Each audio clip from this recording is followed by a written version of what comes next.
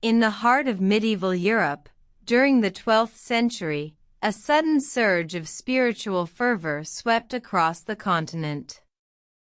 This wave of piety was driven by a desire for redemption and a longing for a closer connection with the divine. One of the most significant expressions of this movement was the practice of pilgrimage, and none was more famous than the journey to Canterbury Cathedral in England. The cathedral, home to the revered relics of Saint Thomas Becket, attracted thousands of pilgrims each year. Becket, a former Archbishop of Canterbury, had been tragically martyred in 1170, and his death had become a symbol of Christian martyrdom. Our story begins with a humble weaver named William, living in a small village in Normandy. Touched by a profound sense of spiritual longing, William decided to embark on the arduous journey to Canterbury. He was not alone in his endeavor. Hundreds of thousands of pilgrims, from all walks of life, embarked on similar journeys each year.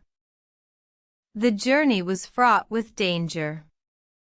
Bandits lurked in the shadows, preying on the weary travelers. Disease was rampant, and the elements could be cruel. Yet, the pilgrims pressed on, their faith sustaining them through the hardships. As William traveled, he was joined by a diverse group of fellow travelers, a knight seeking redemption, a peasant seeking healing, and a scholar seeking knowledge. Each had their own reasons for making the journey, but they were united by a common purpose: to seek the intercession of Saint Thomas Becket. Upon reaching Canterbury, they were greeted by the sight of the magnificent cathedral, its towering spires reaching towards the heavens. Inside, the air was thick with incense and the murmur of prayers.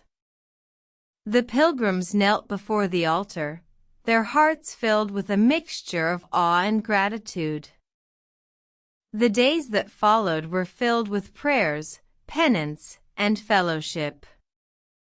The pilgrims shared their stories, their struggles, and their hopes.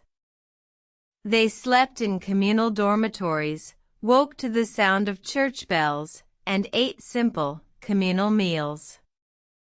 Finally, the day of departure arrived.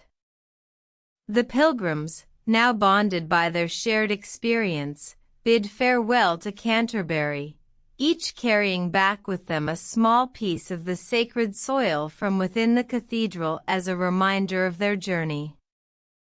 The journey back was less arduous, as the pilgrims traveled with a newfound sense of purpose and camaraderie.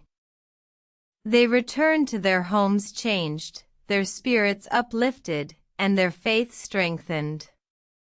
The pilgrimage to Canterbury had been a transformative experience, one that would remain etched in their memories for the rest of their lives. The practice of pilgrimage continued for centuries, with Canterbury Cathedral remaining a beacon of faith and a testament to the power of spiritual journeying. Today, the spirit of those medieval pilgrims lives on, reminding us of the enduring power of faith and the transformative potential of a journey of the soul.